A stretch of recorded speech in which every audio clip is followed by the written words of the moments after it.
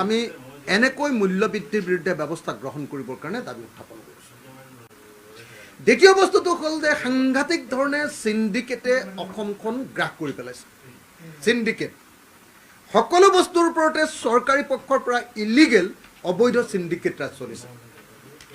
আপোনালোকে দেখিছে যে সকলো বস্তুৰ ওপৰত, যেনেকৈ চুপাৰীৰ ওপৰত চিণ্ডিকেট চলিছে, যেনেকৈ কয়লাৰ ওপৰত চিণ্ডিকেট চলিছে, যেনেকৈ তামোলৰ ওপৰত চিণ্ডিকেট চলিছে, তেনেকৈ আপোনাৰ শাক পাচলিৰ ওপৰত চিণ্ডিকেট চলিছে, তেনেকৈ আপোনাৰ ফল মূলৰ ওপৰত চিণ্ডিকেট চলিছে, তেনেকৈ আমাৰ প্ৰত্যেকটো বস্তুৰ ওপৰতে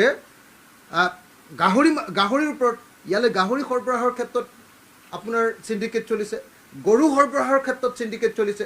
ব্যাপক ৰূপত বিজেপি চৰকাৰখনে সাংঘাতিক ভয়াৱহ এক চিণ্ডিকেট ৰাজ চলোৱাৰ কাৰণে আজি আমাৰ সকলো বস্তুৰ দাম এনেকৈ বৃদ্ধি পাইছে। এইটো হ'ল চিণ্ডিকেট ৰাজ হ'ল মূল্যবৃদ্ধিৰ দ্বিতীয়টো কাৰণ। অন্য ৰাজ্যবিলাকতকৈ যে মূল্যবৃদ্ধি বেছিকৈ হৈছে তাৰ এটা প্ৰধান কাৰণ হ'ল এই চিণ্ডিকেট। 3 নম্বৰ যিটো বস্তু হ'ল যে বিজেপি চৰকাৰ অহাৰ পাছৰ পৰা কৰ্পৰেটবিলাকৰ ওপৰত যিটো নিয়ন্ত্ৰণ আছিলে, বস্তুৰ মূল্যবৃদ্ধিৰ ওপৰত কৰ্পৰেটৰ ওপৰত যিটো নিয়ন্ত্ৰণ চৰকাৰৰ আছিলে, বিজেপিয়ে কৰ্পৰেটক একদম ফ্ৰী হেণ্ড এৰি দিছিল। মুকলি ময়দানত তেওঁলোকক খেলিবৰ কাৰণে এৰি দিছে, যাৰ ফলস্বৰূপে কি হৈছে যে এতিয়া কৰ্পৰেটে কাৰো কথা নুশুনাকে, যেনেকৈ ধৰক আজি ষ্টাৰ চিমেণ্টে মন গ'লে এতিয়া বস্তুৰ দাম বঢ়াই দিয়ে। কাৰণ ষ্টাৰ চিমেণ্টৰ পৰা সাংঘাতিক ধৰণৰ চান্দা লয়, আৰু ষ্টাৰ চিমেণ্টক চান্দা লোৱাৰ পাছত বস্তুৰ দাম বঢ়াবৰ কাৰণে তেওঁলোকে লাইচেঞ্চ দি থৈ দিছে। সেই লাইচেঞ্চ দি থোৱাৰ ফলস্বৰূপে আমি দেখিবলৈ পাইছোঁ যে আজিৰ দিনটোত বিজেপি চৰকাৰে বস্তুৰ মূল্যবৃদ্ধি নিয়ন্ত্ৰণ কৰাৰ ক্ষেত্ৰত কোনো ধৰণৰ ভূমিকা গ্ৰহণ কৰিবৰ কাৰণে তেওঁলোক সক্ষম হোৱা নাই। মূল্যবৃদ্ধি ৰোধ কৰাৰ ক্ষেত্ৰত তেওঁলোক সক্ষম হোৱা নাই। সেইকাৰণে মূল্যবৃদ্ধিৰ কাৰণে মূলতঃ জগৰীয়া বিজেপি চৰকাৰ। বিজেপি চৰকাৰৰ 3টা কাম, এটা হ'ল চান্দা দুষ্কৃতি, দ্বিতীয়টো হ'ল চিণ্ডিকেট ৰাজ, আৰু তৃতীয়টো হ'ল কোম্পানীক লাইচেঞ্চ দি দিয়াৰ, কোম্পানীৰ ওপৰত নিয়ন্ত্ৰণহীনতা। সেইকাৰণে অতি সোনকালে অসম চৰকাৰ আৰু ভাৰত চৰকাৰক আৰু মূল্যবৃদ্ধি ৰোধ কৰাৰ ব্যৱস্থা গ্ৰহণ কৰিবৰ কাৰণে আমি দাবী উত্থাপন কৰিছোঁ। দ্বিতীয় বস্তুটো হ'ল ক্ষুদ্ৰ চাহ খেতিয়কৰ সংকট। আপোনালোকে সকলোৱে নিশ্চয় গম পাইছে যে এইবাৰ 2টা ভয়াৱহ সমস্যাই ক্ষুদ্ৰ চাহ খেতিয়কবিলাকক আমাৰ সংকটত পেলাইছে। অসমত 2 লাখ মানুহে ক্ষুদ্ৰ চাহ খেতি কৰে। আপোনালোকে সকলোৱে জানে যে অসমৰ মুঠ চাহপাত উৎপাদনৰ 52% এতিয়া ক্ষুদ্ৰ চাহ খেতিয়কবিলাকে উৎপাদন কৰে। 52% প্ৰডাকশ্যন এতিয়া ক্ষুদ্ৰ চাহ খেতিয়কে কৰে। আপোনালোকে নিশ্চয় সকলোৱে জানে যে অসমত ক্ষুদ্ৰ চাহ খেতিয়কৰ পাত মেট্ৰি কৰিবৰ কাৰণে, চাহপাত বনাবৰ কাৰণে ফেক্টৰী আছে প্ৰায় 300টামান। এতিয়া সেই 300টা বটলি ফেক্টৰীয়ে ঘোষণা কৰিছে যে ক্ষুদ্ৰ চাহ খেতিয়কৰ চাহপাত তেওঁলোকে নিকিনে। তেওঁলোকে কৈছে যে অহা 1 জুন তাৰিখৰ পৰা তেওঁলোকে ক্ষুদ্ৰ চাহ খেতিয়কৰ পৰা কেঁচা চাহপাত নিকিনে, নম্বৰ 1। 2 নম্বৰ, তেওঁলোকে কৈছে যে 1 তাৰিখৰ পৰা তেওঁলোকে বটলি ফেক্টৰীবিলাক বন্ধ কৰি দিব। এই 2টা কথা কোৱাৰ কাৰণে এতিয়া ক্ষুদ্ৰ চাহ খেতিয়কৰ মাজত হাহাকাৰ পৰিস্থিতিৰ সৃষ্টি হৈছে। বটলি ফেক্টৰীবিলাকে কিয় ক্ষুদ্ৰ চাহ খেতিয়কৰ পাত নিকিনো বুলি কৈছে, তাৰ কাৰণটো হ'ল আপোনালোকে সকলোৱে জানে যে ভাৰতীয় টি বোৰ্ড আৰু food safety and security authority of India, এই 2টা প্ৰতিষ্ঠানে ইতিমধ্যে ঘোষণা কৰিছে যে অসমৰ বটলি ফেক্টৰীবিলাকে তৈয়াৰ কৰা যিটো মেট্ৰি, যিটো চাহপাত আমি খাওঁ, সেই চাহপাতটোত কেমিকেলছৰ, ৰাসায়নিক পদাৰ্থৰ অৱশিষ্ট পোৱা গৈছে বুলি ঘোষণা কৰিছে। আপোনালোকে সকলোৱে জানে যে বটলি ফেক্টৰীও ক্ষুদ্ৰ চাহ খেতিয়কৰ পাত কিনে। আপোনালোকে সকলোৱে জানে যে ডাঙৰ যিবিলাক কোম্পানী আছে সেই কোম্পানীৰ ফেক্টৰীবিলাকেও ক্ষুদ্ৰ চাহ খেতিয়কৰ পাত কিনে। আপোনালোকে সকলোৱে জানে যে কেমিকেল ফাৰ্টিলাইজাৰ বা কেমিকেল অন্য যি পেষ্টিচাইড, সেই পেষ্টিচাইডবিলাক ডাঙৰ বাগানেও ব্যৱহাৰ কৰে, আমাৰ ক্ষুদ্ৰ চাহ খেতিয়কবিলাকেও ব্যৱহাৰ কৰে। কিন্তু ডাঙৰ বাগানৰ ফেক্টৰীবিলাকৰ চাহপাতবিলাকৰ ক্ষেত্ৰত ৰেহাই দিয়া হৈছে, আৰু সৰু বাগানৰ যিবিলাক চাহপাত, সেই চাহপাতবিলাকৰ সাংঘাতিক ধৰণৰ ৰাসায়নিক অৱশিষ্ট আছে বুলি কৈ সৰু চাহ বাগানৰ যিবিলাক বটলি ফেক্টৰী যিবিলাক প্ৰডাকশ্যন, যিটো প্ৰডাক্ট, সেই প্ৰডাক্টটো কিনিবৰ কাৰণে তেওঁলোকে নিকিনো বুলি কৈছে, 1 নম্বৰ কথা। বা তেওঁলোকৰ এই যিটো আপোনাৰ কি হয় চাহপাতৰ যিটো আমাৰ কি বুলি কয় এইটো চাহপাত বিক্ৰী কৰিবৰ কাৰণে যিটো ছিষ্টেম আছে কি কয় নিলাম, সেই নিলাম ব্যৱস্থাটো বন্ধ কৰি দিয়াৰ ভাবুকি দিছে। দেখা গৈছে যে যোৱা কিছুদিন ধৰি এই বটলিফ ফেক্টৰী অৰ্থাৎ সৰু সৰু ফেক্টৰীবিলাকৰ চাহপাতত বেছিকৈ কেমিকেল পোৱা গৈছে বুলি ব্যাপক ৰূপত প্ৰচাৰ আৰু অপপ্ৰচাৰ কৰি কিছুমান ডাঙৰ ডাঙৰ কোম্পানীবিলাকে এতিয়া ক্ষুদ্ৰ চাহ খেতিয়কৰ পাতৰ পৰা তৈয়াৰ কৰা বটলিফ ফেক্টৰীবিলাকৰ যিটো মেট্ৰি, সেই মেট্ৰিবিলাকৰ দাম কমাই দিছে। যোৱা সময়খিনিত যেতিয়া নিলাম হৈছে, নিলামত ক্ষুদ্ৰ চাহ খেতিয়কৰ পাতৰ পৰা উৎপাদিত যিটো বটলিফ ফেক্টৰী যিটো চাহ, সেই চাহপাতৰ দামৰ তাৰতম্য ঘটিছে, দাম কমি গৈছে। এনেকুৱা পৰিস্থিতিত ক্ষুদ্ৰ চাহ খেতিয়কবিলাক সাংঘাতিক ধৰণৰ বিপদত পৰিছে। খেতিয়কবিলাকৰ কিন্তু দুটা বিপদ, অকল এটা বিপদেই নহয়। এক নম্বৰ, বটলিফ ফেক্টৰীবিলাকে তেওঁলোকৰ পাত নিকিনো বুলি কৈছে, আৰু দুই নম্বৰ তেওঁলোকে কৈছে যে তেওঁলোকৰ ডাঙৰ সমস্যাটো হ'ল যে এইবাৰ বৰষুণ নোহোৱাৰ কাৰণে ইতিমধ্যে মাৰ্চ আৰু এপ্ৰিল মাহৰ যিটো প্ৰডাকশ্যন আছিলে সেই প্ৰডাকশ্যনটো একেবাৰে কমি গ'ল। সেইকাৰণে সামগ্ৰিকভাৱে ক্ষুদ্ৰ চাহ খেতিয়ক এজনৰ টোটেল যিটো প্ৰডাকশ্যন, মুঠ যিটো উৎপাদন, তাৰ 30% ইতিমধ্যে কমিয়ে গ'ল। এইবাৰ খেতিয়কবিলাকৰ এইবাৰ সেইকাৰণে লোকচানেই আছে। এইবাৰ অসমৰ চাহ খেতিৰ উৎপাদন কমিয়ে গ'ল, কাৰণ আমাৰ কোনো ক্ষুদ্ৰ চাহ খেতিয়কৰ কোনো চাহ বাগিচাতে এতিয়ালৈকে ইৰিগেশ্যন বা জলসিঞ্চনৰ ব্যৱস্থা নাই। গতিকে এই মুহূৰ্তত দুটা কথা আমি অসম চৰকাৰৰ ওচৰত দাবী উত্থাপন কৰিব খুজিছোঁ যে কেৱল আৰু কেৱল বটলিফ ফেক্টৰীবিলাকৰ প্ৰডাকশ্যনৰ ওপৰত, তেওঁলোকৰ প্ৰডাক্টৰ ওপৰত আপোনাৰ ভাৰতীয় টি বোৰ্ড আৰু food safety and security authority of ইণ্ডিয়াই যি প্ৰচাৰ আৰু অপপ্ৰচাৰ কৰিছে, যি নিষেধাজ্ঞা জাৰি কৰি দিছে, সেইটো কোনোপধ্যে গণতান্ত্ৰিক কথা নহয়, সেইটো ষড়যন্ত্ৰমূলক এটা ঘটনা। কাৰণ ডাঙৰ বাগিচাবিলাকৰ ক্ষেত্ৰত তেওঁলোকে এই কামটো কৰা নাই।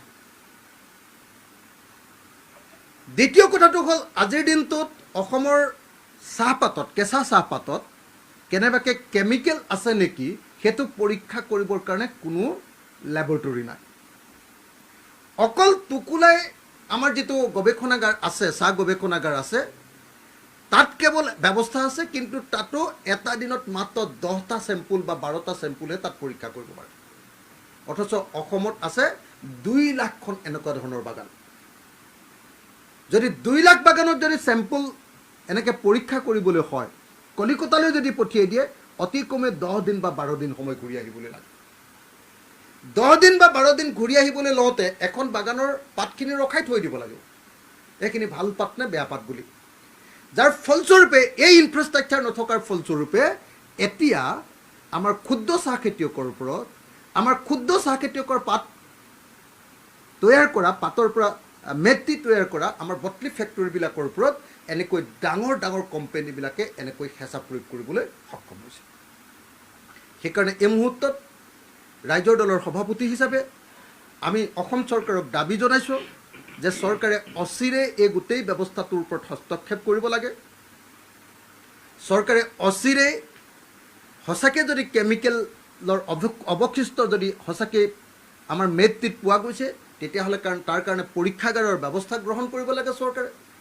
আৰু যেতিয়ালৈকে পৰীক্ষাগাৰৰ ব্যৱস্থা নহ'ব, আকস্মিকভাৱে এনেকৈ আমাৰ ভাৰতীয় টি বোৰ্ড বা food safety and security authority of ইণ্ডিয়াই যি নিষেধাজ্ঞা জাৰি কৰিছে, তাৰ ওপৰত অসম চৰকাৰে ব্যৱস্থা গ্ৰহণ কৰিব লাগে, অসম চৰকাৰে হস্তক্ষেপ কৰাৰ ব্যৱস্থা গ্ৰহণ কৰিব লাগে। আৰু অচিৰেই দুটা কাম কৰিব লাগে অসম চৰকাৰে। 1 নম্বৰ, আমাৰ ক্ষুদ্ৰ চাহ খেতিয়কসকলৰ মাজত ব্যাপক ৰূপত সজাগতাৰ সৃষ্টি কৰা, যাতে কোনোপধ্যে কোনো ধৰণৰ বেয়া কেমিকেল যাতে কেতিয়াও কোনোপধ্যে ব্যৱহাৰ কৰা নহয় পাত উৎপাদনৰ ক্ষেত্ৰত, তাৰ কাৰণে সজাগতাৰ সৃষ্টি কৰা অসম চৰকাৰে। আৰু 2 নম্বৰ, প্ৰত্যেকটো পাত পৰীক্ষা কৰিবৰ কাৰণে অসম চৰকাৰে প্ৰতিখন জিলাতে বা প্ৰতিখন মহকুমাতে একোটা লেবৰেটৰী তৈয়াৰ কৰি প্ৰত্যেকখন বাগিচাৰ পাতবিলাক পৰীক্ষা কৰাৰ কাৰণে ব্যৱস্থা গ্ৰহণ কৰিব লাগে। এইটো কৰাৰ আগত যদি আমাৰ ক্ষুদ্ৰ চাহ খেতিয়কৰ পাত কিনাটো বন্ধ কৰি দিয়ে, বা বটলিফ ফেক্টৰীৰ মেদটি যদি বিক্ৰীৰ ক্ষেত্ৰত নিষেধাজ্ঞা আনে তেতিয়াহ'লে কোনোপধ্যে মানি লোৱা নহ'ব। আমি অসম চৰকাৰক অতি সোনকালে ব্যৱস্থা গ্ৰহণ কৰিবৰ কাৰণে দাবী উত্থাপন কৰিছোঁ। ক্ষুদ্ৰ চাহ খেতিয়কসকলৰ আৰু এটা সমস্যা হৈছে, অকল পানীৰ সমস্যাটোৱে নহয়, পানী নোহোৱাৰ কাৰণে উৎপাদন যে কমিছে অকল সেইটোৱে নহয়। আপোনালোকে নিশ্চয় গম পাইছে যে এইবাৰ পানী নোহোৱাৰ কাৰণে ক্ষুদ্ৰ চাহ খেতিয়কৰ চাহপাতত সাংঘাতিক ধৰণৰ বেমাৰ লাগিছে। কেতিয়াবা হেল্ল' পেলিটিছ বুলি এটা বেমাৰ লাগিছে, ৰেড স্পাইডাৰ লাগিছে আৰু গ্ৰীণ ফ্লাই বুলি 3টা বেমাৰ হৈছে। এই 3টা বেমাৰ হোৱাৰ কাৰণে উৎপাদন আৰু হ্ৰাস পাইছে, খেতিয়কবিলাকৰ লোকচান হৈছে। আৰু আপোনালোকে সকলোৱে জানে যে ভাৰতৰ স্বাধীনতাৰ পাছত ক্ষুদ্ৰ চাহ খেতিয়কেই উজনি অসমত আটাইতকৈ বেছি উৎপাদন বৃদ্ধি কৰিছে। আজি অসমৰ ৰাজহৰ ক্ষেত্ৰলৈ, অসমৰ উদ্যোগ জগতলৈ এটা ব্যাপক অৱদান আছে আমাৰ ক্ষুদ্ৰ চাহ খেতিয়কসকলৰ। তাৰোপৰি 2 লাখ পৰিয়াল ডাইৰেক্টলি তেওঁলোকে ইনভলভ, আৰু 2 লাখ পৰিয়ালে অতি কমেও 20 লাখ মানুহক কৰ্মসংস্থাপন দি আছে। গতিকে 20-22 লাখ মানুহৰ সংস্থাপন পোৱা এই ক্ষুদ্ৰ চাহ খেতিয়কৰ ওপৰত, ক্ষুদ্ৰ চাহ বাগিচাৰ ওপৰত, ক্ষুদ্ৰ চাহ খেতিৰ ওপৰত যি প্ৰত্যাহ্বান আহিছে বা সংকট আহিছে, এই সংকট দূৰ কৰিবৰ কাৰণে আমি অসম চৰকাৰক অচিৰে হস্তক্ষেপ কৰিবৰ কাৰণে দাবী উত্থাপন কৰিছোঁ। আৰু তৃতীয় বস্তুটো হ'ল যে অসমৰ কোনো পথাৰত পানী নাই। আজিৰ দিনটোতো অসমৰ মানুহে এতিয়াও ভেকুলীৰ বিয়া পাতিবলগীয়া অৱস্থা হৈছে। 21 শতিকাটো বৰষুণৰ পানীৰ ওপৰত আমি ভৰসা কৰি থাকিব লাগে। পৃথিৱীৰ কোনো দেশ আজিৰ দিনটোলৈকে কেতিয়াও বছৰত এবাৰ খেতি কৰি ধনী হোৱা নাই। আমাৰ পথাৰবিলাক এবাৰ খেতি কৰি আমি পেলাই থৈ দিওঁ কাৰণ আমাৰ পানী যোগান নাই। আৰু কেতিয়াবা আজিৰ দিনটোততো এনেকুৱা হৈছে যে এবাৰ অৰ্থাৎ শালি খেতিটো কৰিবৰ কাৰণেও আমি পানী নাই কাৰণ বৰষুণ দিয়া নাই। আজিৰ দিনটোতো আমি প্ৰকৃতিৰ ওপৰত নিৰ্ভৰশীল।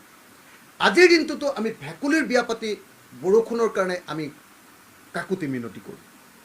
এইটো হ'ল অসম চৰকাৰখনৰ আটাইতকৈ ডাঙৰ দুৰ্বলতা। চৰকাৰে যদিও মুখেৰে কৈছে যে তেওঁলোকে অসমৰ মুঠ মাটিৰ 14% পথাৰত এতিয়ালৈকে জলসিঞ্চনৰ ব্যৱস্থা কৰিছে, আচলতে যি সময়ত বানপানী হয় সেই সময়তহে তেওঁলোকেও পানী দিব পাৰে। যি সময়ত আমাক পানী নালাগে, যি সময়ত আমাক পানী লাগে সেই সময়ত কোনো ইৰিগেশ্যনে, আমাৰ জলসিঞ্চন ডিপাৰ্টমেণ্টে, আমাৰ ইৰিগেশ্যন ডিপাৰ্টমেণ্টে 1 ফুটা পানীও আমাৰ খেতিয়কক দিব নোৱাৰে। যাৰ ফলস্বৰূপে আজি আমাৰ খেতিয়কসকল ভয়ানক সংকটত পৰিছে। গতিকে মই এই 3টা বিষয়ৰ ওপৰতে অসম চৰকাৰৰ হস্তক্ষেপ দাবী কৰিছোঁ। 1 নম্বৰ বস্তু হ'ল যে বস্তুৰ মূল্য বৃদ্ধিৰ ওপৰত অসম চৰকাৰে হস্তক্ষেপ কৰক, মূল্য হ্ৰাস কৰক। অসমৰ ক্ষুদ্ৰ চাহ খেতিয়কসকলৰ পাত নিকিনো বুলি যিটো কথা ঘোষণা কৰিছে, ক্ষুদ্ৰ চাহ খেতিলৈ যিটো সংকট বা প্ৰত্যাহ্বান আহিছে তাক অসম চৰকাৰে নিৰাময়ৰ ব্যৱস্থা কৰক। আৰু 3 নম্বৰ, অসমৰ পথাৰত পানী যোগানৰ ব্যৱস্থা কৰি অচিৰেই আমাৰ কঠীয়া পৰাৰ ব্যৱস্থা গ্ৰহণ কৰক। এই 3টা ব্যৱস্থা গ্ৰহণ কৰিবৰ কাৰণে আমি চৰকাৰক দাবী জনাইছোঁ। আজি অসমৰ মুখ্যমন্ত্ৰীজনে আপোনালোকে সকলোৱে দেখিছে যে গোটেই ভাৰতবৰ্ষত গৈ অকল সাম্প্ৰদায়িকতা বিয়পাই আছে। তেওঁ ইলেকশ্যন কেম্পেইন কৰিছে মানে অকল হিন্দু মুছলমান, হিন্দু মুছলমান, মন্দিৰ মছজিদ, মন্দিৰ মছজিদ। গোটেই অসমত মানে হিন্দু মুছলমান কৰি কৰি এতিয়া ভাৰতৰ মানুহৰ দৃষ্টি আকৰ্ষণ কৰিবৰ কাৰণে বিজেপি RSSৰ তেওঁ ভাল ল'ৰা হ'বৰ কাৰণে এতিয়া গোটেই ভাৰতবৰ্ষত য'তেই কেম্পেইন কৰিবলৈ গৈছে, আমি মছজিদ ভাঙিম, আমি মন্দিৰ বনাম, আমাক মন্দিৰ বনাবৰ কাৰণে ভোট লাগে, এনেকুৱা ধৰণৰ ফটুৱা কথা কৈ অসমৰ মুখ্যমন্ত্ৰীয়ে গোটেই অসমৰ ওচৰত অসমৰ মানহানি কৰিছে। এইটো দুৰ্ভাগ্যজনক। অসমৰ মুখ্যমন্ত্ৰীয়ে এনেকুৱা সাম্প্ৰদায়িকতা বিয়পাই থকাৰ পৰিৱৰ্তে অসমত এই সময়ত দেখা দিয়া অসমৰ মানুহৰ মূল সমস্যা মূল্যবৃদ্ধি, ক্ষুদ্ৰ চাহ খেতিয়কৰ পাতৰ সমস্যা আৰু আনটো হ'ল যে কঠীয়া পাৰিব নোৱাৰা সমস্যা, এই সমস্যাবিলাকত মাথা মাৰিবৰ কাৰণে, মনোযোগ দিবৰ কাৰণে আমি অসমৰ মুখ্যমন্ত্ৰীক আহ্বান জনাইছোঁ। দ্বিতীয় বস্তুটো হ'ল অসমৰ ইৰিগেশ্যন মন্ত্ৰীজন, আপোনালোকে সকলোৱে জানে যে এনেকুৱা এজন মানুহক ইৰিগেশ্যন মন্ত্ৰী দিছে যিজন মাৰোৱাৰী মানুহ। মাৰোৱাৰীয়েনো অসমত ক'ৰবাত খেতি কৰা দেখিছে নেকি আপোনালোকে কওকচোন? খেতিৰ বিষয়ে কিবা জানে নেকি আপোনালোকে নিজে কওকচোন? হা, খেতিৰ বিষয়ে নজনা মাৰোৱাৰী মানুহ এজন, অকল বেপাৰ কৰি খোৱা মানুহ এজন, বেপাৰী এজনক আজিৰ দিনটোত আমাৰ ইৰিগেশ্যন ডিপাৰ্টমেণ্টৰ মন্ত্ৰী পাতি দিছে। অচ্যুত সিংগাল ডাঙৰীয়া, যি কেতিয়াও খেতি কৰিবৰ কাৰণে উপযুক্ত নহয়। অসমততো মাৰোৱাৰী মানুহেতো আৰু খেতি নকৰে ন, সকলোৱে জানে, বেপাৰ কৰি খায়। তো সেই বেপাৰী এজনক আজি ইৰিগেশ্যনৰ মন্ত্ৰী পাতি দিয়াৰ কাৰণে আজি এক টোপাল বিজেপি চৰকাৰৰ শাসনকালত এক টোপাল পথাৰত পানী যোগান দিব পৰা নাই। ক্ষুদ্ৰ চাহ খেতিয়কক পানী যোগান দিয়াটো কথাটো বাদেই দিলোঁ, অসমৰ এডৰাও পথাৰত এক টোপাল পানী দিবৰ কাৰণে সক্ষম হোৱা নাই এই বিজেপি চৰকাৰ। তৃতীয় বস্তুটো হ'ল যে অসমৰ কৃষিমন্ত্ৰীজনটো তেওঁ এতিয়া দিল্লীক অকল সন্তুষ্ট কৰাত ব্যস্ত। তেওঁক অকল তেল মৰাৰ বিদ্যাটোৰ বাহিৰে তেওঁৰ আৰু অন্য বিদ্যা এতিয়া নাই। এগ্ৰিকালচাৰ মিনিষ্টাৰ অতুল বৰা ডাঙৰীয়া দিল্লীক সেৱা কৰাৰ বাহিৰে বেলেগ একো নাই। হিমন্ত বিশ্ব শৰ্মাক সন্তুষ্ট কৰি লুটি থকাৰ বাহিৰে বেলেগ কোনো কাম নাই তেওঁৰ। এগ্ৰিকালচাৰ মিনিষ্টাৰ তেওঁক খবৰেই নাই যে অসমত এতিয়ালৈকে কঠীয়া পাৰিব পৰা নাই কোনো মানুহ, হাল বাব পৰা নাই পথাৰত কোনেও নাজানেই তেওঁ। সেইবিলাকক লৈ তেওঁলোকৰ মাথা কথা নাই যে কাক লৈ কেনেকৈ বিজেপিক ভোট দিব লাগে, কেন্দ্ৰীয় চৰকাৰ কাৰ পক্ষত ভোট দিব লাগে। নাগৰিকত্ব সংশোধনী আইনৰ ভোটটো আকৌ বিজেপিক দিবলৈ যায়, কিন্তু অসমৰ খেতি পথাৰৰ খবৰ ল'বলৈ তেওঁ সময় নাই। গতিকে এই মুহূৰ্তত আমি এগ্ৰিকালচাৰ মিনিষ্টাৰ, ইৰিগেশ্যন মিনিষ্টাৰ দুইজনকে আহ্বান জনাইছোঁ, অসমৰ মুখ্যমন্ত্ৰীক হস্তক্ষেপ কৰিবলৈ দাবী জনাইছোঁ, আৰু লগতে ইণ্ডাষ্ট্ৰী মিনিষ্টাৰক ক্ষুদ্ৰ চাহ খেতিয়কৰ সমস্যাৰ বিষয়টোক তেওঁক মনোযোগ দিবৰ কাৰণে আৰু বিশেষভাৱে অসমৰ মুখ্যমন্ত্ৰীক এই বিষয়ত হস্তক্ষেপ কৰিবৰ কাৰণে আমি দাবী উত্থাপন কৰিছোঁ। আমি আশা কৰিম অসমৰ মুখ্যমন্ত্ৰীও এতিয়া ঢেৰ বাগিচা আছে, ফেক্টৰীও ঢেৰ, গতিকে যাতে তেওঁ কোনোপধ্যে আমাৰ ক্ষুদ্ৰ চাহ খেতিয়কক মাৰ নিদিয়ে। তেওঁৰ পৰিয়ালে এতিয়া বাগিচাৰ বহুত মালিক, গতিকে বাগিচাৰ মালিক হৈ যাতে আমাৰ খেতিয়ক ক্ষুদ্ৰ চাহ খেতিয়কবিলাকৰ পাতটো যাতে কম দামত ল'বৰ কাৰণে বুদ্ধি নুলিয়ায়। যদি আৰু মুখ্যমন্ত্ৰীজনে নিজেই যদি বাগানৰ মালিক হ'বলৈ যায়, তেতিয়াহ'লে আৰু ক'ত ক্ষুদ্ৰ চাহ খেতিয়কে ন্যায় পাব কওক। গতিকে আমি চৰকাৰৰ ওচৰত দাবী জনাইছোঁ যাতে চৰকাৰে অনতি বিলম্বে হস্তক্ষেপ কৰি আমাৰ ক্ষুদ্ৰ চাহ খেতিয়কৰ সমস্যাটোৰ সমাধান কৰে। এই তিনিটা বিষয়ত বক্তব্য দাঙি ধৰিবৰ কাৰণে মই আপোনালোকক নিমন্ত্ৰণ কৰিছিলোঁ আৰু আশা কৰোঁ চৰকাৰে এই তিনিটা বিষয়ৰ ওপৰতে অতি সোনকালে হস্তক্ষেপ কৰিব। ধন্যবাদ।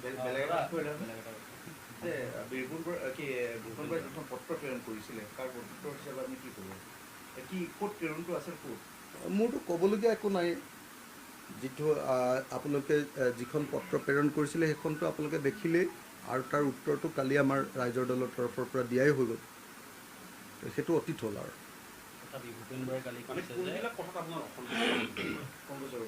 নাই অসন্তুষ্টি একো নাই। যিকেইটা কথা ক'বলগীয়া মোৰ থাকে সেইকেইটা কথা মই কৈ দিওঁ আৰু কোনো অসন্তুষ্টি মোৰ নাই। মই যিটো বিচাৰোঁ যে 2026 চনত বিজেপিক হৰুৱাব লাগিব, হয়নে? 2026 চনত যদি বিজেপিক হৰুৱাব লাগে তেতিয়াহ'লে আমি সমালোচনা আৰু আত্মসমালোচনাৰ পথেৰে আগবাঢ়িব লাগিব। আমি সমালোচনা আৰু আত্মসমালোচনাৰ পথেৰে আগবাঢ়িব লাগিব।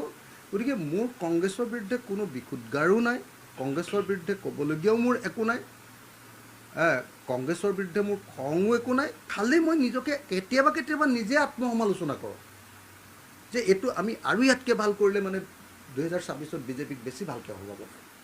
কালি কিন্তু ভূপেন বৰাই এষাৰ কথা কৈছে যে দুশ্মনী আৰু দুষ্টি দুটা পিয়ৰ হ'ব লাগে, এনেকুৱা ধৰণৰ এটা ইণ্ডিকেশ্যন দিছে কালি। ঠিকেই কৈছে তেখেতে।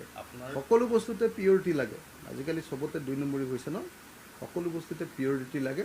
তেখেতে যিটো কথা কৈছে মই সমৰ্থন কৰিছোঁ যে সঁচাকৈ দুষ্টিটো পিয়ৰিটি লাগে আৰু দুশ্মনীটো পিয়ৰিটি লাগে। সেইটো একদম সঁচা কথাই কৈছে। সেইটোতো যদি কিবা অসন্তুষ্টি আছে তেতিয়াহ'লে সেইটো তেখেতক সুধিব লাগিব। মোৰতো কোনো অসন্তুষ্টি নাই, একদম মোৰ কোনো অসন্তুষ্টিয়ে নাই। আপোনালোকক মইতো কিবা অসন্তুষ্টি থাকিলে আপোনালোকে জানে যে মই পোনে পোনে কৈ দিয়া মানুহ। মোৰ কোনো অসন্তুষ্টি নাই। মই মাত্ৰ বিচাৰিছোঁ যে আমাৰ ৰাইজৰ দলৰ কথাটো হ'ল যে 2026 চনত আমি বিজেপিক হৰুৱাব লাগিব, কাৰণ বিজেপিয়ে আমাৰ দেশৰ সকলো গণতান্ত্ৰিক ব্যৱস্থা ধ্বংস কৰি পেলালে। বিজেপিৰ গুণ্ডাগিৰি ইমান বেছি বৃদ্ধি পাইছে যে ইয়াক আৰু সহ্য কৰিব নোৱাৰি। হিমন্ত বিশ্ব শৰ্মাৰ বডি লেংগুৱেজটো চাবচোন, পীযুষ হাজৰিকাৰ বডি লেংগুৱেজটো চাবচোন, জয়ন্ত মল্লবৰুৱাৰ বডি লেংগুৱেজটো থাকিব চাবচোন। একদম অনবৰতেতো মাৰো যেনে কৰি থাকে, হয়নে নহয় কওক? কাৰো কথা একো ক'বই নোৱাৰে। অশোক শৰ্মাই যদি কিবা এটা কথা ক'লে তেওঁলোকৰ নিজৰ দলৰ মানুহ তেওঁকেই মাৰো যেন কৰি দিয়ে, হয়নে নহয়? এতিয়া অসমৰ মুখ্যমন্ত্ৰী নে, অসমৰ মন্ত্ৰী নে, নে অসমৰ গুণ্ডা এইটোতো ধৰিবই নোৱাৰে বিজেপিৰ গুণ্ডাগিৰি কিমান বৃদ্ধি পাইছে আপোনালোকে চাওকচোন আজি কোনোবাই যদি প্ৰতিবাদ কৰে লগে লগে জেল কোনোবাই যদি কিবা এটা কয় লগে লগে থ্ৰেটনিং কোনোবাই যদি ফেচবুকতো এটা বাক্য লিখে লগে লগে পুলিচে ধৰি লৈ আহে কোনোবা যদি মানুহক যদি পুলিচে ধৰি লৈ গ'ল ৰাতি 2টা বজাত বুকুতে গুলি মাৰি পেলালে হে এনেকুৱা ধৰণৰ গুণ্ডাগিৰি অসমৰ শাসনকালত কেতিয়াবা আপোনালোকে শুনিবলৈ পাইছিলে নেকি আনকি প্ৰফুল্ল মহন্তৰ কাৰ্যকালত যিটো প্ৰফুল্ল মহন্ত আৰু বিজেপিৰ কাৰ্যকালত কেন্দ্ৰত বিজেপি চৰকাৰ আছিলে আৰু অসমত যেতিয়া প্ৰফুল্ল মহন্তৰ কাৰ্যকাল আছিলে তেতিয়া যিটো গুপ্ত হত্যা হৈছিলে সেই গুপ্ত হত্যাৰ কালতকৈও এতিয়া বেছি সন্ত্ৰাস সৃষ্টি কৰিছে এই বিজেপি চৰকাৰ বিজেপি চৰকাৰখনৰ গুণ্ডাগিৰিত মানুহ অসন্তুষ্ট হিমন্ত বিশ্ব শৰ্মাই কয় বোলে মই আমুকটো দিলোঁ তোমাৰ বাপেৰৰ ঘৰৰ পৰা দিছা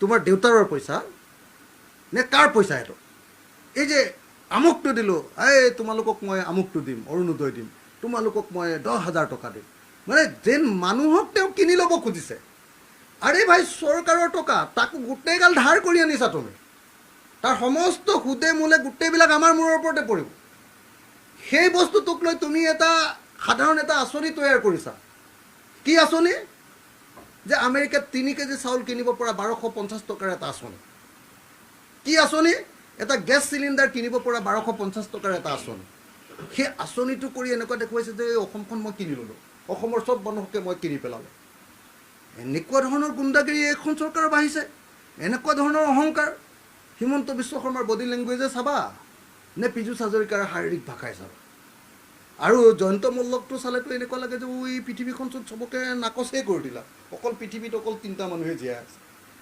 হিমন্ত বিশ্ব শৰ্মা পীযুষ হাজৰিকা আৰু জয়ন্ত মল্ল তো এই কথাটো অসমৰ মানুহে পূৰা বেয়া পাইছে এওঁলোকে পূৰা গণতান্ত্ৰিক পৰিৱেশটোক নাইকিয়া কৰি দিছে এওঁলোকে অসমীয়া মানুহক চেপি খুন্দি শেষ কৰি দিব খুজিছে বস্তুৰ ইমান দাম বাঢ়িছে আপুনি কওকচোন ব্ৰইলাৰ মুৰ্গী যে দাম বাঢ়িছে এইটো বিজেপি চৰকাৰে কৰা চিণ্ডিকেট ৰাজ হয় নে নহয় গাহৰি মাংস এওঁলোকে কৈছিলে যে এইবাৰ কি ইছবাৰ 400 পাৰ নেকি গাহৰি মাংসতেতো 500 পাৰ কৰিলে সেইটো 400 পাৰ নহ'ব চাগে বিজেপি বুজিছে নাই পাৰ হৈছে 500 গাহৰি মাংস 500 টকা পাৰ কৰিলে তো সব বস্তুৰ দাম এনেকুৱা কেলৈ বাঢ়িছে গাহৰি মাংস অহা গাড়ীৰ ওপৰত বিজেপি চৰকাৰৰ গুণ্ডাৰাজ চিণ্ডিকেট ৰাজ এই দাদাগিৰিৰ কাৰণে মানুহ থাকিব নোৱাৰা হৈ গৈছে মানুহে কোনো মানুহ সন্তুষ্ট নহয় এওঁলোকৰ ওচৰত গোটেই সংগঠনবিলাকক চব সংগঠনক চেপি খুন্দি মাৰি পেলালে অকল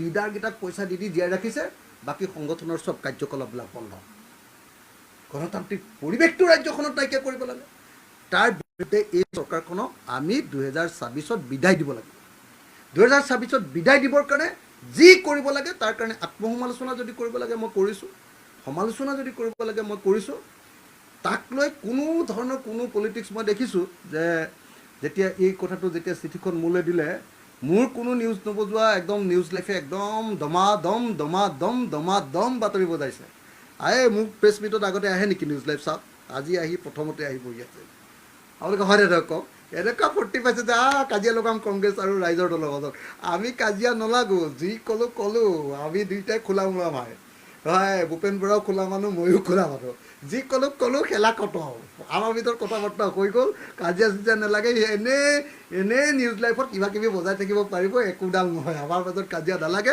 26ত আমি নিউজ লাইফৰ মালিকক সৰু কালি কিন্তু আজমলে আপোনাৰ বিৰুদ্ধে বিস্ফোৰক অভিযোগ কৰিছে আপুনি হিমন্ত বিশ্ব শৰ্মাৰ পৰা টকা লৈ কাম কৰি আছে আজমল বোলা মানুহজনৰ বিস্ফোৰণ কৰিবৰ কাৰণে এতিয়া তেওঁৰ ভিতৰত আৰু কোনো মাল মতং নাই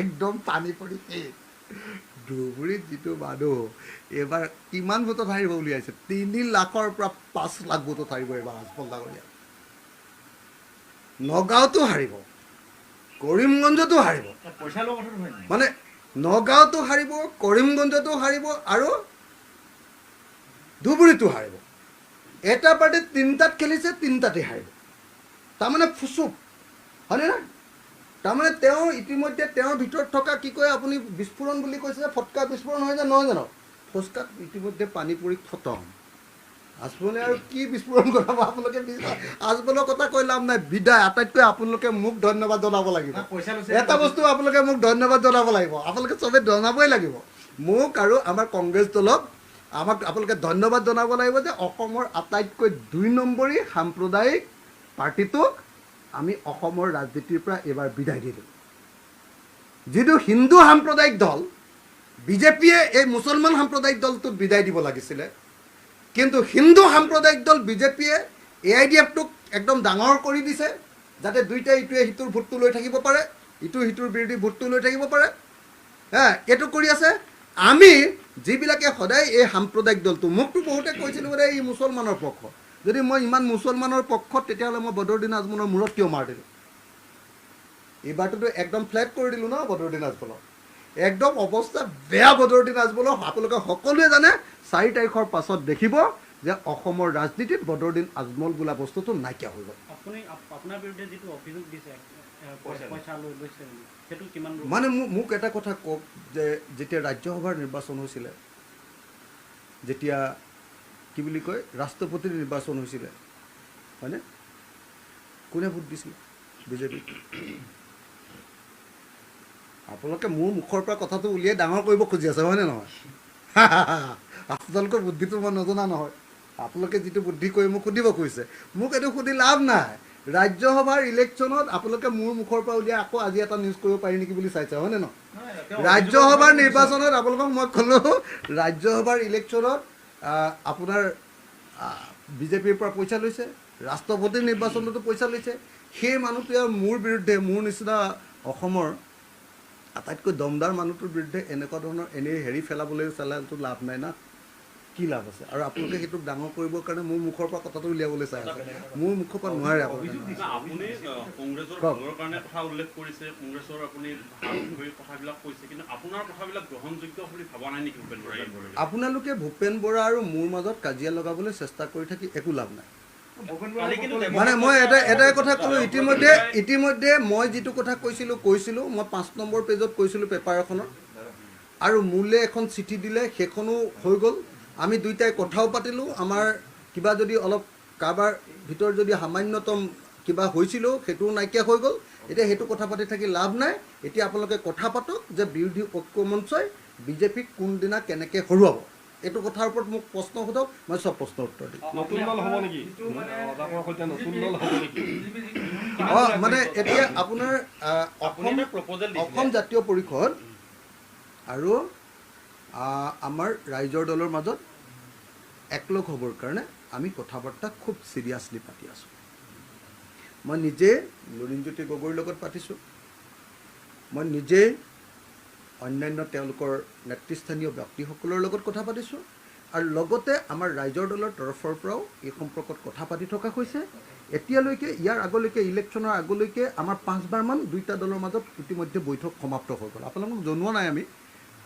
আমি নিজাববীয়াকৈ কৰি আছোঁ সেইটো আপোনালোকক সাংবাদিকক জনাই কৰা নাই কিন্তু নিৰ্বাচনৰ সময়ত আমি এই কথাটো এইকাৰণে ৰাইজক জনাই দিছিলোঁ যে নিৰ্বাচনৰ সময়ত আমি এইকাৰণে ৰাইজক জনাই দিছিলোঁ যে ৰাইজেও ভাল খবৰটো পাওক আৰু ভাল খবৰটো পাই আমাকো বেছিকৈ ভোট কেইটামান দিয়ক যাতে আমি এইবাৰ লুৰিণক আমি যাতে ডিব্ৰুগড়ত আমি জিকাব পাৰোঁ লুৰিণ এবাৰ যোৰহাটত জিকিব ডিব্ৰুগড়ত জিকিব আপোনালোকক মই ভাল খবৰটো দি দিছোঁ লুৰিণ এবাৰ জিকিব আৰু লুৰিণ জিকাৰ পাছতে অতি সোনকালে আমি ৰাইজৰ দল আৰু অসম জাতীয় পৰিষদ একলগ হ'বলৈ চেষ্টা কৰিম আৰু কিবা কাৰণত যদি কিবা টেকনিকেল কাৰণত যদি কেতিয়াবা আমি লগ হ'বগৈ নোৱাৰোঁ তেতিয়াহ'লেও ৰাইজৰ দল অসম জাতীয় পৰিষদ আমাৰ অজিত ভূঞা নেতৃত্বাধীন জাতীয় দল আমাৰ কাৰ্বি আংলঙৰ all party hill leaders association আৰু আমাৰ কি কয় আমাৰ সোণোৱাল কছাৰী জাতীয় পৰিষদ এই আটাইবিলাকে মিলি আমি বিৰোধী যিমান আঞ্চলিক ৰাজনৈতিক দল আছোঁ বিৰোধী আঞ্চলিক ৰাজনৈতিক দলবিলাকৰ এটা কোঅৰ্ডিনেশ্যন কমিটি কৰিম আৰু 2026 চনত আমি কংগ্ৰেছৰ লগত লগ লাগি কংগ্ৰেছৰ সৈতে একেলগে গৈ আমি 2026 চনত বিজেপিক অসমৰ পৰা বিদায় দিমেই আপোনালোকক মই একদম খাটাংকৈ এটা কথা কৈ থৈছোঁ যে অসমৰ মানুহে বিচাৰিছে যে আৰু হিমন্ত বিশ্ব শৰ্মাক বিদায় দিব লাগে উৎপাত বহুত বাঢ়ি গ'ল আপোনালোক এটা আমি বিদায় দিম 26ত। এই কথাখিনি আপোনালোকে 24ৰ আগতো কৈছিল, বাৰে বাৰে মিটিং কৰিলে যে আমি চিট শ্বেয়াৰিং এনেদৰে হ'ব, চব মিলা মিছা হৈ যাব, কিন্তু নহ'লগে, হৈ গ'ল, চব হৈ গ'ল। নহ'লে নাই নাই বৰপেটাখনক লৈ আপুনি অকল দুটাত নহ'ল। আপোনালোকে চাব, দুটা নহ'লে মানে দুটা নহ'ল মানে মই কৈছোঁ যে আপোনালোকক আম আদমি পাৰ্টীয়ে নিজাববীয়াকৈ আগতে ঘোষণা কৰি দিলে, তাৰপিছত তৃণমূল কংগ্ৰেছে আগতীয়াকৈ ঘোষণা কৰি দিলে, এই দুটাতে নহ'ল আমাৰ এই দুটা পাৰ্টীয়ে কি কাৰণে কৰিলে, মইতো ভাবোঁ যে তেওঁলোকৰ ইণ্টেলিজেঞ্চ আছে, বাহিৰৰ কোনোবা মানুহৰ সংস্পৰ্শত তেওঁলোকে কৰি দিলে। তেওঁলোকক মই সমালোচনাই কৰিছোঁ, খোলাখুলি কথা। আনকি CPIMকো মই কৈছিলোঁ যে আপোনালোকে ফটকৈ ঘোষণা কৰি নিদিবচোন, আহক আমি কথা পাতি লওঁ। তেওঁলোকে অলপ খৰধৰ কৰি দিয়াৰ কাৰণে আমাৰ মানে টেকনিকেলি আমি বস্তুটো ঠিক কৰিবগৈ নোৱাৰোঁ। আগতে তেওঁলোকে কেণ্ডিডেট ঘোষণা কৰি দিলে কাৰণে টেকনিকেলি আমি কৰিব নোৱাৰিলোঁ। কিন্তু তাৰ পাছতো আপোনালোকে নিশ্চয় দেখিলে যে কংগ্ৰেছ, ৰাইজৰ দল আৰু জাতীয় পৰিষদ যেতিয়া লগ লাগিলোঁ, মানুহে একদম ঢৌৰ নিচিনাকৈ এই তিনিটা শক্তিক বিৰোধী ঐক্য মঞ্চক সহায় কৰিলে। গতিকে আম আদমি পাৰ্টী আৰু তৃণমূল কংগ্ৰেছৰ কাম নহ'ল একো। গতিকে মই আশা কৰোঁ যে এনেকৈ এইবাৰতো বাকীখিনিকো ল'ম, আমি চবকে ল'ম, কাকো এৰি নিদিওঁ, আমি চবকে লগত লগ লাগি মুঠতে 26ত আমি বিজেপিক হৰুৱাম, আপোনালোকে কনফাৰ্ম পাব। অসম জাতীয় পৰিষদ আৰু ৰাইজৰ দল যদি সন্মিলিত প্ৰচেষ্টাত আঞ্চলিক দল উত্থান কৰে, এটা ভাল প্লেটফৰ্মলৈ যায়, মাৰ্চ হয়, তেতিয়া আপোনালোকৰ যেনেদৰে বিজেপিৰ সৈতে এটা ইকুৱেলি ডিষ্টেঞ্চ মেইনটেইন হ'বনে কংগ্ৰেছৰ সৈতেও হ'ব? নাই কংগ্ৰেছৰ 2026লৈকে মানে আমি বিজেপিৰ লগত আমাৰ তেল পানী, বিজেপি আমাৰ শত্ৰু আৰু মূল শত্ৰু। আঞ্চলিক শক্তিবিলাকৰ সকলো আঞ্চলিক শক্তিৰ মূল বিৰোধী, সকলো আঞ্চলিক দলৰ আঞ্চলিক শক্তিৰ যি ফেডাৰেলিজিমত বিশ্বাস কৰে, বিকেন্দ্ৰীকৰণত বিশ্বাস কৰে, অৰ্থাৎ দিল্লীত শাসন নহয়, আমাৰ ইয়াত শাসন, আমাৰ ৰাইজৰ হাতলৈ শাসন অনাটোত বিশ্বাস কৰে, যাক আঞ্চলিকতাবাদ বুলি কয়। সেই আঞ্চলিকতাবাদীবিলাকৰ কাৰণে আটাইতকৈ ডাঙৰ শত্ৰুটো হ'ল এক দেশ এক শাসন ব্যৱস্থা বুলি কোৱা বিজেপি দলটো। বিজেপি দলটো ফেচিষ্ট। বিজেপি দলটোৱে অকল দিল্লীত শাসনৰ ক্ষমতাটো কুক্ষিগত কৰিব খোজে। সেইকাৰণে বিজেপি আমাৰ সকলো আঞ্চলিক শক্তিৰ জন্মগত, যি সঁচা আঞ্চলিক শক্তি জন্মগত আমাৰ শক্তি। গতিকে বিজেপিক আমি বিৰোধিতা কৰিম, আৰু বিজেপিক বিৰোধিতা কৰিবৰ কাৰণে, বিজেপিক হৰুৱাবৰ কাৰণে আমি যদি ৰাইজৰ দল আৰু অসম জাতীয় পৰিষদ একলগো হওঁ, তেতিয়াও আমি কংগ্ৰেছৰ লগত লগ লাগি একেলগতে 2026 চনৰ নিৰ্বাচন খেলিম। গতিকে এটা বস্তু নিশ্চিন্ত হৈ আপোনালোকে থাকক যে কংগ্ৰেছৰ লগত 2026 চনলৈকে আমাৰ একতা থাকিব, আমি ঐক্যবদ্ধভাৱে থাকিম, আৰু কংগ্ৰেছৰ লগত লগ লাগি আমি 2026 চনত অসমত চৰকাৰ গঠন কৰিম। যদি মাৰ্চ নহয়গৈ তেতিয়া কেনেকুৱা প্লেনিং আছে? মাৰ্চ নহ'লে আমি কৈছোঁ যে যদি ৰাইজৰ দল আৰু অসম জাতীয় পৰিষদ মাৰ্চ নহয়, তেতিয়াহ'লে আমি আঞ্চলিক শক্তিবিলাকৰ আকৌ সুকীয়াকৈ এটা কোৰ্ডিনেশ্যন কৰিম, যাতে যেতিয়া কংগ্ৰেছৰ চৰকাৰ দিল্লীত হ'ব, কংগ্ৰেছৰ চৰকাৰ যেতিয়া অসমত হ'ব, যাতে আমাৰ আঞ্চলিক স্বাৰ্থবিলাক আমি সুৰক্ষিত, আমি গোটেইকেইটা আঞ্চলিক দলে লগ লাগি কৰিব পাৰোঁ। আঞ্চলিক স্বাৰ্থবিলাক যেনেকৈ ধৰক কাক লৈ অসমত আমি কোনোপধ্যে বিদেশী বহিবলৈ নিদিওঁ। কাইলৈ দিল্লীত কংগ্ৰেছে চৰকাৰ গঠন কৰাৰ পাছত যদি কংগ্ৰেছে ঢিলাঢিলি কৰে কাখন উঠাই লোৱাৰ ক্ষেত্ৰত, তেতিয়াহ'লে আমি আঞ্চলিক দলকেইটাই একদম কংগ্ৰেছক সোধাই নেৰোঁ, পূৰা ধৰি। কথাটো বুজিছেনে? কিন্তু তাৰ অৰ্থটো এইটো নহয় যে কংগ্ৰেছৰ লগত আমাৰ কাজিয়া আছে। কথাটো বুজিছেনে? আমাৰ কথাটো হ'ল যে আমাৰ জাতীয় স্বাৰ্থটো পূৰণ নকৰাকৈ অকল ৰাজনীতি কৰিবলৈ আমি নহয়। অখিল গগৈ মন্ত্ৰী হ'বৰ কাৰণে, লুৰিণজ্যোতি গগৈ মন্ত্ৰী হ'বৰ কাৰণে আমি আঞ্চলিক দল কৰা নাই। আমি আঞ্চলিক দল কৰিছোঁ অসমৰ জাতীয় প্ৰশ্নবিলাকৰ মীমাংসা কৰিবৰ কাৰণে। আৰু সেইকাৰণে আমি জাতীয় প্ৰশ্ন মীমাংসাৰ ক্ষেত্ৰত কেতিয়াও যিটো দলে এক দেশ এক শাসন ব্যৱস্থা বুলি কয়, সি কেনেবাকৈ ফেডাৰেলিজিম দিব নিদিয়ে। গতিকে বিজেপিৰ লগত আমি নাই, কোনো আঞ্চলিক দলে বিজেপিৰ লগত থাকিব নোৱাৰে। থাকিলে মানে সেইটো আঞ্চলিক দল নহয়। আৰু তাৰ পাছত কংগ্ৰেছ দলে আমাৰ নিশ্চয় এই দাবীবিলাক মানি ল'ব। আমাৰ সেইকাৰণে আমি অতি সোনকালে যেতিয়া আঞ্চলিক দলবিলাক ঐক্যবদ্ধ হ'ম, ঐক্যবদ্ধ হোৱাৰ পাছত ফৰ্মেলি আমাৰ নিজৰ কমন মিনিমাম প্ৰগ্ৰেম বনাই ল'ম যে আমি চৰকাৰ গঠন কৰিলে যাৰে লগত নকৰোঁ লাগিলে এইকেইটা বস্তু আমাৰ হ'ব লাগে। মানে আমি ডেইলি কথা পাতি আছোঁ। লুৰিণ আৰু মই এতিয়া ককাই ভাইৰ নিচিনাকৈ কথা পাতি থাকোঁ। সদৌ অসম ছাত্ৰ সন্থাত থাকোঁতেহে আৰু মই কৃষক মুক্তিত থাকোঁতেহে আমাৰ মাজত অলপ ডিফাৰেঞ্চ আছিল। এতিয়া লুৰিণ আৰু মই একদম ককাই ভাইৰ নিচিনাকৈ কথা পাতোঁ। লুৰিণৰ কামত মই লুৰিণক জিকাবৰ কাৰণে এবাৰ তেজ পানী কৰি দিছোঁ। আপোনালোকে সকলোৱে জানে আমাৰ ৰাইজৰ দলে তেনেকৈ খাটিছে, আৰু লুৰিণেও এইবাৰ আমাৰ সহযোগিতা তেনেকৈয়ে লৈছে। গতিকে লুৰিণ আৰু মই এতিয়া ককাই ভাই আমি দুয়োটাই লগ লাগি আমি অসমৰ আঞ্চলিক শক্তিবিলাকক শক্তিশালী কৰিব খুজিছোঁ আৰু আমাৰ ককাই ভাইৰ লগত আৰু এজন ককাই ভাই ভূপেন বড়ো আমাৰ লগত একেলগতে আছে যদিও এই সৰু কিবা এটা ভুল বুজাবুজি হৈছিলে এনে অকস্মাতে সৰু ভুল বুজাবুজি এটা হৈছিলে সেইটো কাহানী বাই শেষ কৰি দিলোঁ তেওঁ এখন কাগজ দিলে আমিও পঢ়িলোঁ তাৰপিছত কথা পাতিলোঁ খেলা খতম কিন্তু দেৱব্ৰত শইকীয়াই কৈছে দিচাঙত খানা খাই পিছদিনা বৰহজম হ'ল হয়তো সেইকাৰণে এনেকুৱা হৈছে বুলি কালি কৈছে দেৱব্ৰত শইকীয়াই আপুনি হয়তো চাইছে চাগে সেইটো আপোনালোকে দেৱব্ৰত শইকীয়াকে সুধি ল'ব মোৰ মুখৰ পৰা একো উলিয়াব নোৱাৰে আপোনালোকে এইটোক লৈ বিজেপিত দেখিবলৈ পোৱা গৈছে এতিয়া ন পুৰণি সংঘাত অশোক শৰ্মাই পত্ৰ দি এইবিলাক সোধক আচল কথাবিলাক সোধক বদল লেহনকাৰী নেতাক লৈ পিনে এতিয়া দেশ চলাবলৈ গৈছে বুলি কৈছে মানে মই আটাইতকৈ আচৰিত হৈছোঁ যে অশোক শৰ্মা ডাঙৰীয়াৰ নিচিনা আটাইতকৈ নিষ্ঠাৱান যিবিলাক বিজেপি মানুহ আছে যিবিলাক মানুহে সঁচাকৈ বিজেপি দলটো গঢ়ি তুলিছিল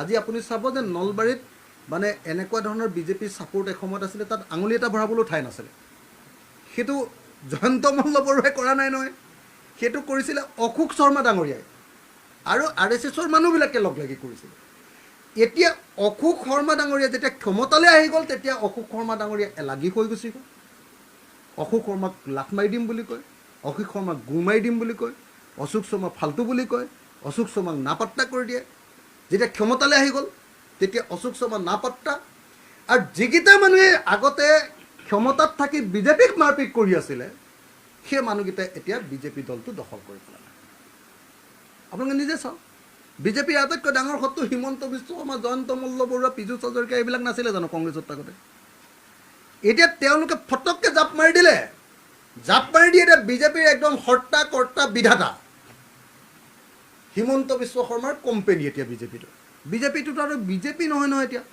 বিজেপিত কোনোবা বিজেপি আছে নেকি আপুনি চাওকচোন বিজেপিৰ সভাপতি কোন আছিলে মই জীৱনত মনত ৰখা সভাপতিকেইজনৰ নাম আপোনাক কৈ দিছোঁ বিজেপিৰ সভাপতি আছিলে আমাৰ গুৱাহাটীৰ ৰমেন ডেকা এতিয়া বিজেপিত আছেনে নাই বাৰু আপোনালোকে কওকচোন থকা আৰু নথকাৰ মাজত ডিফাৰেঞ্চ আছে নেকি কওকচোন ৰমেন ডেকাক নাপাত্তা জিৰ' কৰি দিলে সিদ্ধাৰ্থ ভট্টাচাৰ্য আছিলে সিদ্ধাৰ্থ ভট্টাচাৰ্য এতিয়া কেনেকুৱা ধৰণে কান্দি থাকে আপোনালোকে নিজে দেখিছেনে নাই সিদ্ধাৰ্থ ভট্টাচাৰ্যৰ অৱস্থা কেনেকুৱা চাওক তাৰপিছত আমাৰ ৰাজেন গোহাঁই আছিলে নগাঁৱৰ ৰাজেন গোহাঁই এতিয়া বিজেপিত আছেনে নাই বাৰু আপোনালোকে কওক তাৰপাছত আছিলে ৰঞ্জিত দাসে অল্প দুখত আপোনাৰ ৰাতিপুৱাই আপোনাৰ ভাত কেৰেলা কাটি থাকে নেকি আপুনি কওকচোন আপুনি নিজে ফটোখন চাবচোন কি অৱস্থা হৈছে ৰঞ্জিত দাসৰ অৱস্থা ৰঞ্জিত দাস যেতিয়া মন্ত্ৰী আছিলে আপোনাৰ PHCৰ মন্ত্ৰী পাব্লিক হেল্থ ইঞ্জিনিয়াৰিঙৰ মন্ত্ৰী তেতিয়া ঠিকাটো গাৰ্জেন মিনিষ্টাৰে দিয়া যেতিয়া PHCৰ মন্ত্ৰী যেতিয়া কি নাম আমাৰ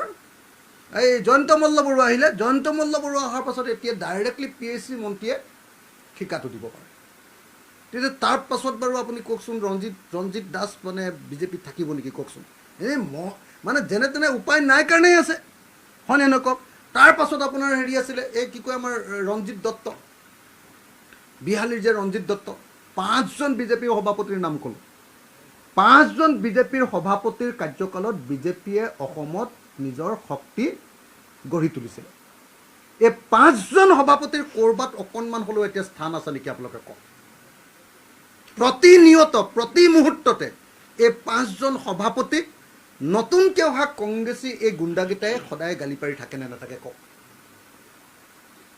হয়নে নহয় আপোনালোকে কওক মোৰ শব্দকেইটা আপোনালোকে চাগে টিভিত উলিয়াবই নোৱাৰিব আপোনালোকে ভয় খায় মই যিকেইটা কথা কৈছোঁ আপোনালোকে উলিয়াওকচোন চাওঁ মই আপোনালোকে উলিয়াবই নোৱাৰিব একদম কংগ্ৰেছৰ পৰা অহা এইকেইটা মস্ত গুণ্ডা মস্ত দগাবাজ মস্ত 2 নম্বৰী এই গোটেইকেইটাই আহি বিজেপিটো দখল কৰি পেলালে আৰু দখল কৰি এইটোৰ নাম দিলে HBH কোম্পানী প্ৰাইভেট লিমিটেড এটা বিজেপি বুলিতো কোনো দল নাই নহয় অসমত এতিয়া অসমৰ বিজেপিটোৰ নাম হ'ল HBH company private limited Himanta Biswa Sarma company private limited সেই হিমন্ত বিশ্ব শৰ্মা কোম্পানী প্ৰাইভেট লিমিটেডৰ পৰা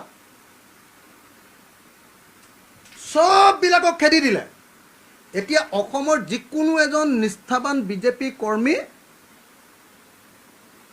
আপোনালোকে দেখিলেই গম পাব সেইটো মোৰ শিৱসাগৰতে হওক সেইটো যোৰহাটতে হওক সেইটো ডিব্ৰুগড়তে হওক সেইটো নলবাৰীতে হওক সেইটো বৰপেটাতে হওক সেইটো দৰঙতে হওক এজনো নিষ্ঠাবান বিজেপি কৰ্মী এই মুহূৰ্তত অপমানিত নোহোৱাকৈ থকা নাই। চব নতুনকৈ অহা চিণ্ডিকেটপন্থীবিলাকে গোটেই বিজেপিটো কব্জা কৰি পেলালে। নতুনকৈ ক্ষমতালৈ অহা এই 2 নম্বৰী গালে গোটেই বিজেপিটো কব্জা কৰি পেলালে। বিজেপিটোত কব্জা কৰিলে RSSটোকো খাই পেলালে। দুটা ধৰণে RSSটোক খাই পেলালে। 1 নম্বৰ হ'ল RSSৰ যিকেইজন ডাঙৰ লিডাৰ যিবিলাকৰ কেন্দ্ৰৰ লগত সম্পৰ্ক আছে সেইকেইজনক পইচা দি কিনি পেলালে। সিহঁতৰ মাতবোল নাই, চব হিমন্তৰ কথা মতে চলে এতিয়া। আৰু 2 নম্বৰ কি কৰিলে, যিকেইজনে নুশুনে তেওঁলোকক বেলেগলৈ ট্ৰেন্সফাৰ দি দিলে, ক'ৰবাত পঠিয়াই দিলে। এতিয়া আৰু হিমন্ত বিশ্ব শৰ্মা নিষ্কণ্টক বিজেপি, উঠি ৰজা বহি ৰজা, HBH কোম্পানী প্ৰাইভেট লিমিটেডৰ তেওঁ চেয়াৰমেন। এতিয়া বিজেপি বুলি কোনো দল নাই নহয়, বিজেপি বুলি কোনো দলেই নাই এতিয়া অসমত। বিজেপিটো মৰি খতম, সেইটো হজম কৰি পেলালে হিমন্ত বিশ্ব শৰ্মা। হিমন্ত বিশ্ব শৰ্মাৰ পেটত সোমাই গ'ল বিজেপি। এতিয়া বিজেপি মানে আছে HBH কোম্পানী প্ৰাইভেট লিমিটেড। চব দগাবাজকেইটাই বিজেপিটোক খাই পেলালে, শেষ খতম। বিজেপি পুৰণি কৰ্মীয়ে কিবা যোগাযোগ কৰিছে নেকি মাজতে? আপোনালোকক মই কৈছোঁ লোকসভা নিৰ্বাচনটো পাৰ হ'বলৈ দিয়ক, তাৰপিছত ধমাধম বিজেপিৰ পুৰণি নেতাই পদত্যাগ কৰিব। ধমাধম আমাৰ লগত এতিয়া যোগাযোগত আছে, ধমাধম বেলেগ পাৰ্টিত যোগদান কৰিব। আৰু সাংঘাতিক ধৰণৰ বিজেপিৰ ভিতৰত এটা বিদ্ৰোহ গঢ়ি উঠিব। এওঁলোকে মানে ক্ষমতাৰে এওঁলোকে দাদাগিৰি কৰি ভয় খুৱাই গোটেই বিজেপি কৰ্মীবিলাকক ঠাণ্ডা কৰিব খুজিছে। এওঁলোকে চিণ্ডিকেটৰ ধনেৰে মানে চবকে কিনি লৈ নিষ্ঠাবান বিজেপি কৰ্মীবিলাকক একেবাৰে নাপাত্তা কৰি দিছে। এওঁলোকে মানে নিষ্ঠাবান কৰ্মীবিলাকক একেবাৰে জিৰ' কৰি তেওঁলোকৰ কেইখনমান হিতাধিকাৰী আঁচনিৰ জৰিয়তে কেইটামান ভোট লৈ বিজেপি কৰ্মীবিলাকক নাপাত্তা কৰি দিছে। প্ৰত্যেকজন নিষ্ঠাবান বিজেপিৰ কৰ্মীৰ ভিতৰত এতিয়া জুই জ্বলি আছে, জুই। এই যে গৰমত এতিয়া আমি ঘামি আছোঁ নহয়, তেওঁলোকে ঠাণ্ডাটো এতিয়া ঘামি আছে। ইহঁতি আমাক খাই পেলালে, ইহঁতি আমাক খাই পেলালে। ৰাইজৰ দলৰ লগত যোগাযোগ কৰিছে নেকি? চব ৰাইজৰ দলতো যোগদান কৰিব বিজেপিৰ মানুহে। আমি 2টা পাৰ্টি যদি একলগ হৈ যাওঁ তেতিয়াতো বিজেপিৰ বেছিভাগ নিষ্ঠাবান কৰ্মী চবেই আমাৰ তাত জইন কৰি দিব। চব কথা পাতি আছে এতিয়া। 2টা দল যদি আমি যোগ হৈ দিওঁ নহয়, ৰাইজৰ দল আৰু অসম জাতীয় পৰিষদ চব যোগাযোগ চলি আছে। যিকোনো সময়তে জইন হ'লে তাৰ এসপ্তাহৰ ভিতৰতে দেখিব যে বিজেপিৰ এটা ডাঙৰ ছেট আহি আমাৰ তাত যোগদান কৰিব। যোগাযোগ চলি আছে আপোনালোকৰ লগত? যোগাযোগ চলি আছে, পূৰা কথা বাৰ্তা পাতি আছোঁ। নেতা পৰ্যায়ৰ নে? চব পৰ্যায়ত একদম ডিষ্ট্ৰিক্ট কমিটিৰ পৰা চেণ্ট্ৰেল কমিটি, কি কয় আপোনাৰ চেণ্ট্ৰেল কমিটিলৈকে আৰু ৰাজ্যিক কমিটিৰ পৰা একেবাৰে তেওঁলোকৰ বুথ কমিটিলৈকে চবৰ লগত যোগাযোগ চলি আছে। বিজেপিত খুব সাংঘাতিক ধৰণৰ উতলি আছে এতিয়া। আমি গৰমত যেনেকৈ উতলি আছোঁ, বিজেপি পাৰ্টিৰ ভিতৰতো একদম এনেকৈ উতলি আছে। কেতিয়াবা মিটিঙতে মাৰপিট হয় বুলি মোৰ ভয় হৈ আছে। ৰাম, একদম মাৰপিট হৈ যাব পাৰে। এইবাৰ মিটিঙত চাব দেই, চকী টকী ভাগি যাব। আৰু আপোনালোকে মিটিঙত থাকিলে বিজেপি মিটিঙত দূৰত থাকিব কিন্তু।